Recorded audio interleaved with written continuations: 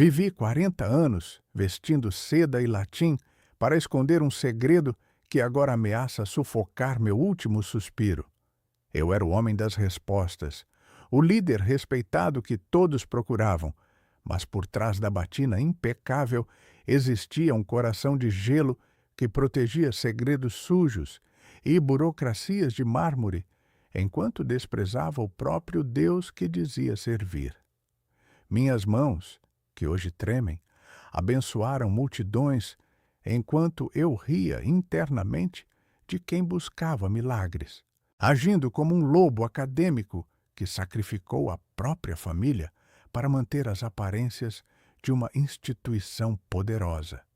O tempo é um carrasco que não aceita subornos, e antes que o chumbo desse silêncio me leve para o túmulo, eu preciso confessar o que aconteceu naquela sacristia que arrombou as portas da minha descrença e destruiu meu império de mentiras. Peço que você fique comigo até o final deste relato, pois o que vou dizer pode ser o espelho da sua própria dor, ou o alerta que salvará sua alma. Se você já se sentiu usado por uma estrutura religiosa, ou percebeu que a fé se tornou apenas um negócio burocrático, comente sua história aqui abaixo. Precisamos expor essas feridas para que a cura real, fora dos muros, finalmente aconteça conosco. Eu era um sepulcro de mármore branco, impecável por fora e podre por dentro, servindo como um funcionário de luxo do altar, enquanto desprezava o sobrenatural. Fui cúmplice de danos reais, destruindo vidas com conselhos vazios e dogmas de gesso que nunca tocaram a realidade do sofrimento humano. Ocupar o topo da hierarquia me deu poder, mas roubou minha humanidade e me transformou em um lobo acadêmico. O preço dessa farsa foi alto demais, e minha própria família pagou a conta em silêncio, uma perda irreversível que me persegue em cada pesadelo noturno. Enquanto eu pregava sobre o perdão e a união nos púlpitos luxuosos, eu permitia que a frieza do meu cargo erguesse muros intransponíveis dentro da minha própria casa. Perdi quem eu amava para salvar uma estrutura de poder que nunca se importou.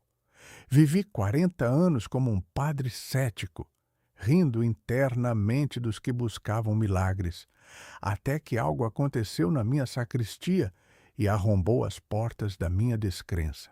Eu estava pronto para desmascarar mais uma farsa religiosa, quando o invisível me pegou pelo colarinho e me mostrou que eu era o único cego naquela catedral imensa. O pior episódio da minha vida ainda será revelado neste depoimento final. O sistema prefere o segredo bem guardado à verdade que causa escândalo, mas eu decidi quebrar o pacto de silêncio que mantive com a alta cúpula por décadas. Você está preparado para descobrir o que as autoridades eclesiásticas fazem quando Deus decide agir fora do controle deles? Se eu perdi tudo para contar isso agora, você teria coragem de encarar a luz que queima as nossas máscaras? Cresci em uma casa onde o cheiro do incenso era mais real que o do pão. Minha vocação nasceu de um desejo sincero de tocar o céu, mas o seminário logo me ensinou que para subir os degraus da hierarquia, eu precisava primeiro enterrar meus sentimentos mais humanos. Fui moldado pelo rigor de homens que viam na dúvida um pecado mortal, transformando minha fé em uma armadura de ferro. O treinamento era uma lapidação constante para que nos tornássemos espelhos perfeitos da instituição. Aprendi que o bom nome da igreja valia mais do que o grito de um aflito nos confessionários escuros. Construí uma prisão invisível feita de cânones e latim, onde a obediência cega era a única chave para a salvação. Eu acreditava piamente que proteger o sistema era a forma mais alta de servir ao Senhor. Lembro-me bem dos primeiros olhos suplicantes que ignorei em nome da ordem eclesiástica. Chegavam até mim relatos de abusos e negligências, mas eu os arquivava mentalmente sob o rótulo de provações necessárias. Eu chamava minha frieza de zelo doutrinário, convencendo-me de que um escândalo público feriria mais a Deus do que o silêncio imposto às vítimas. Minha consciência começou a cauterizar sob o peso das vestes sagradas. A teologia tornou-se minha arma de defesa contra a realidade incômoda da dor alheia. Enquanto o povo buscava o toque de Cristo, eu oferecia silogismos frios e citações de santos mortos há séculos. Eu pregava sobre a caridade infinita nos sermões de domingo, mas na segunda-feira eu assinava transferências de padres problemáticos para manter a fachada intacta. O personagem santo que criei devorava o homem que eu deveria ser. A aprovação dos meus pares era o combustível que mantinha minha farsa em pé durante décadas de ministério. Se um colega cometia um erro grave, cercávamos a estrutura com muros de sigilo absoluto, temendo que a luz da verdade derretesse nosso prestígio. Eu dizia que defendia a fé, mas, na verdade, eu apenas protegia o meu cargo e a zona de conforto de uma burocracia que lucrava com a ignorância. O endurecimento foi tão profundo que me tornei um cético funcional, alguém que operava o sagrado sem acreditar em nada. Eu estava seguro no meu castelo de dogmas, até que um caso específico, o mais terrível de todos, cruzou o meu caminho. Eu achava que era apenas mais um boato para abafar, mas o que encontrei naquela pequena vila mudaria minha visão sobre o inferno e o céu para sempre. Aos 55 anos, fui nomeado para a Cúria Diocesana, o coração burocrático do poder. O que antes era zelo, tornou-se cálculo político frio. Minha ascensão foi pavimentada por silêncios estratégicos e apertos de mão em salas acarpetadas, longe do cheiro das ovelhas. Eu achava que estava protegendo a santidade da igreja, mas estava apenas lustrando as correntes de uma estrutura que já não conhecia o som da voz de Deus. Nas reuniões de portas fechadas, tratávamos almas como números em relatórios de danos. Se um escândalo ameaçava o patrimônio ou o prestígio, usávamos o latim para camuflar a negligência. Eu carimbava transferências de lobos devoradores com a mesma indiferença com que se assina um recibo de lavanderia.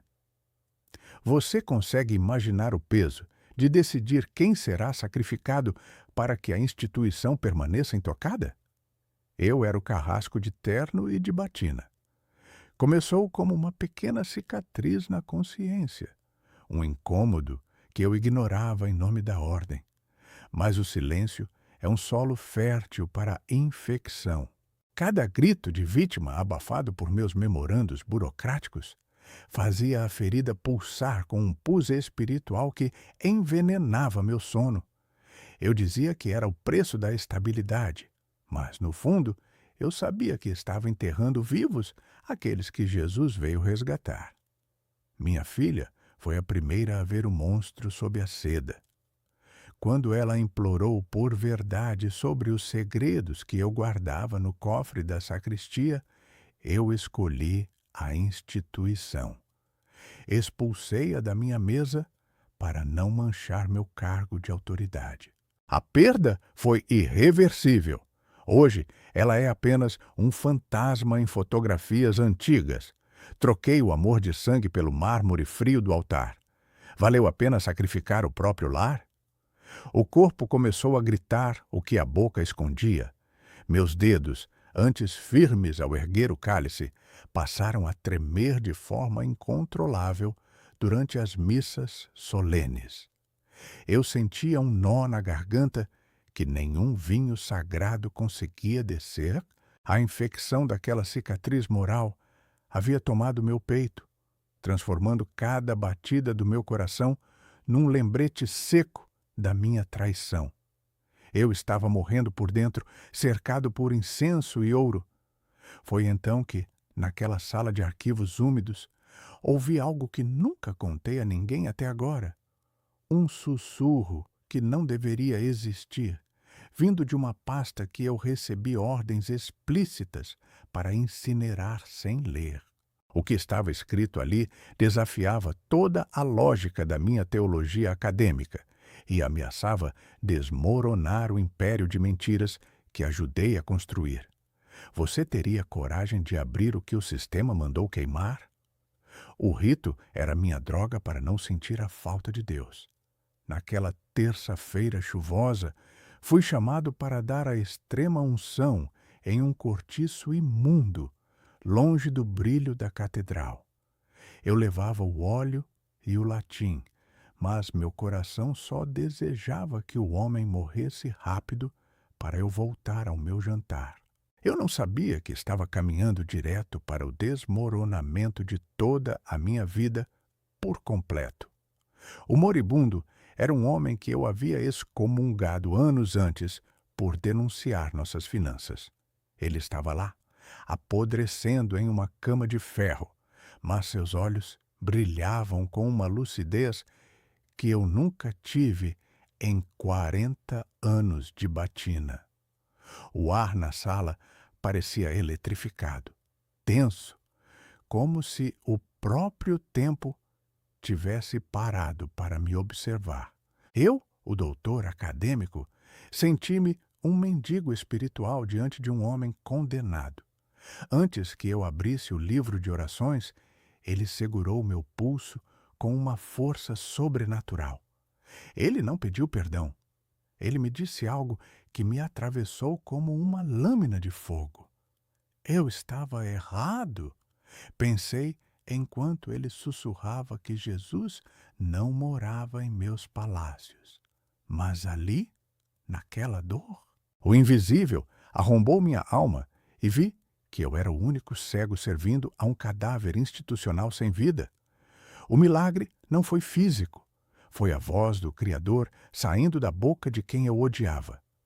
Quando voltei e contei ao bispo, recebi o gelo do silêncio e uma ordem seca para incinerar meu relatório. A igreja não precisa desse tipo de verdade, ele disse com desprezo.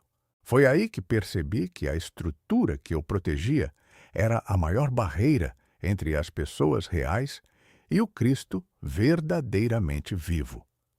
Senti que a porta estreita da redenção só se abriria se eu soltasse o fardo do meu orgulho acadêmico. Eu estava ajoelhado no mármore frio da sacristia, mas meu espírito estava na sarjeta com aquele homem. Chorei pela primeira vez em décadas, não por medo do inferno, mas pela vergonha de ter sido um funcionário do sagrado que nunca amou o Senhor. Minha religião havia morrido naquela pequena sala escura. Saí daquela sala de arquivos com a certeza de que tudo o que construí era palha e poeira. O sistema tentou me calar, mas a luz que queimou minha máscara já não podia ser apagada por nenhum dogma. Eu tinha 80 anos e, finalmente, começava a enxergar Jesus fora das engrenagens. Mas o preço de carregar essa nova verdade seria o isolamento total e uma perseguição que eu nunca imaginei sofrer. A mesa, onde eu antes ditava ordens, agora está virada, espalhando os restos de uma ceia de plástico que alimentou meu orgulho por décadas. No momento em que decidi não queimar aquele arquivo e confrontar o bispo, minha vida de privilégios ruiu como um castelo de areia atingido pela maré. Fui arrancado da minha paróquia sob olhares de desprezo daqueles que, no dia anterior, beijavam minha mão com fervor. Meus antigos aliados tornaram-se meus juízes mais cruéis, usando o mesmo latim que ensinei para me declarar insano e perigoso. Recebi o gelo do silêncio institucional, Um banimento que apagou meu nome das placas de bronze que eu ajudei a financiar com o suor dos fiéis. Eles não queriam a verdade. Queriam o silêncio que mantém as engrenagens lubrificadas e o caixa sempre cheio de ouro de um sistema morto. O custo da minha honestidade tardia foi o meu legado inteiro, transformado em pó diante da comunidade que me via como um santo vivo.